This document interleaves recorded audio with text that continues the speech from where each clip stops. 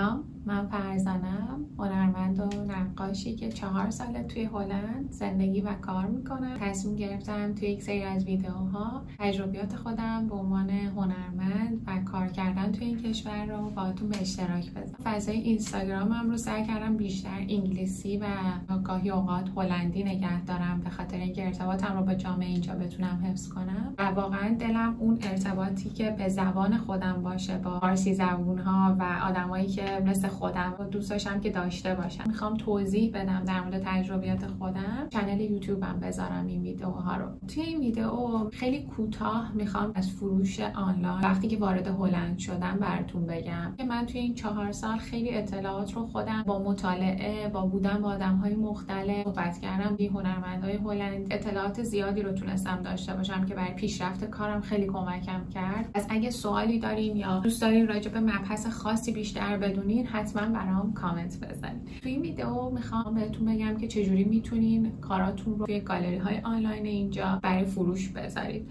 من اول میخوام تجربه خودم رو بگم. من توی ایران 5 سال پیش مدیوم مورد علاقه مداد رنگی بود و آبرنگ. من پاستل گچی و حالا اون چیزی که تو ایران میگن سیاه قلم هم محدود کار کردم، اما بیشتر مداد رنگی و آبرنگ خیلی دوست داشتم، جوری که فکر میکردم همیشه من دوست دارم مداد رنگی کار. که من وارد هلند شدم با گالری دارهایی که اونجا بودن، با آدم‌های مختلف و با صحبت کردم هم که مداد رنگی و سیاه قلم، حالا گالری هایی که من حضوری رفتم نبود. قلم در واقع اینجا بهش دراینگ میگن، یعنی طراحی میدونن و تا وقتی که شما با رنگ کار کنین، طراحی رو تبدیل به یک کار رنگی نکنین، آشنایی با رنگ نداشته باشین، کار حرفه‌ای نمیدوننش. بهترین راه به نظر من و شروع همین پلتفرم ها و گالری های آنلاینی هستش که وجود داره توی اروپا. گالری هایی که اینترنشنال هم هستن، معمولا شما هیچ محدودیتی هم واسه تکتون ندارین. من تجربه خود کردن با 3 تا آنلاین گالری هستش. اولیش آرت فایندر، یه گالری آنلاینی هسته. کارهاتون رو با قیمتی که خودتون دوست دارین برای فروش بذارین. ثبت نام میکنید تو این پلتفرم، از کارتون میگین، عکس آیدی کارتتون رو میفرستین، توضیح میدین راجع به تکنیک چه کاری انجام میدین و تقریبا یه مدتی طول میکشه تا شما رو به عنوان آرتیست عضو اون وبسایت بکنن. اعضایی رو توی اون وبسایت در اختیار شما قرار میدن، کارتون رو اونجا به آپلود کنین. آرت فایندر 40% از اون پولی که شما گذاشتین برای فروش رو به عنوان دستمزد برمی‌داره. من اون اوایل کارم رو با آرت فایندر شروع کردم. تقریبا همه کارهای تمرینیم توی وبسایت آرت فایندر فروش رفت. اینم بعد در نظر بگیرین که تمام کارهای مربوط به بسته‌بندی و فرستادن اثر هم به عهده خود هنرمند هستش. دومین وبسایتی که میخوام بهتون معرفی کنم سالچی هست. گالری آنلاینی هست اونم که توی انگلیسه. جمله خیلی قشنگی تو وبسایتش داره. حالا من به فارسی ترجمهش رو میگم که میگه نقاشی‌ها همه زندگی خاص خودشون رو دارن که از روح نقاش نشأت میگیره.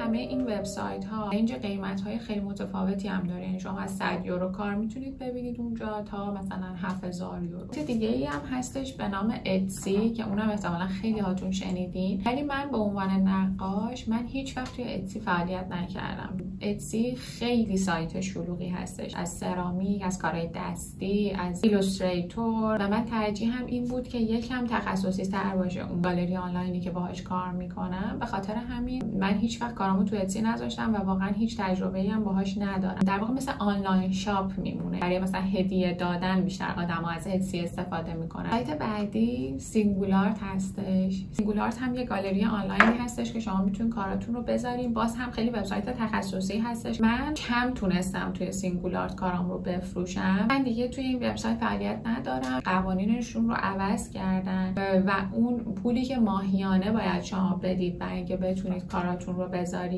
یه مقداری به نظر من زیاد بود با توجه به اون دستمزدی که دریافت می‌کردن. من ترجیح دادم که حالا فعلا برای مدتی اونجا اکانتم رو غیر فعال کنم تا حالا بعدش ببینم چی میشه. تجربه های من بود از کار کردن با آنلاین گالری ها. به نظر من اگه تازه وارد اروپا شدید یا حتی به عنوان سرگرمی اگه نقاشی می‌کنید، شاید به عنوان تجربه خوب باشه که امتحان کنید توی این وبسایت ها کاراتون رو بذارین، ولی با قیمت های معقول، با قیمت هایی که بهتون بهتون بیشتر انرژی خوب بده و شروع کنید و ببینید که اوکی آدما کار منو دوست دارن، آدما دوست دارن کار منو داشته باشن. هر بار که کارام رو میفرستادم براشون یه نوت میذاشتم، ازشون تشکر میکردم، کارت پستال میذاشتم، خیلی خوب سعی میکردم کار بسته‌بندی کنم. باعث شد که من ریویوهای خیلی خوبی گرفتم توی آرت فایندر و خب همونطور که میدونید وقتی آدمای مختلف برای شما ریویو میذارن برای کار شما خوبه دیگه، چی بهتر از این. هیچ وقت راستش به اون پولش فکر نمی‌کردم، بیشتر اون حس خوبش رو دوست داشتم. ولی به بعد دیگه چون اینجا با گالری‌های حضوری کار کردم و شرایطم کلا تغییر کرد، دیگه خب قیمتایی که میذاشتم نمیتونستم خیلی قیمتامو بیارم پایین که فقط برای فروش باشه. تجربه من بود از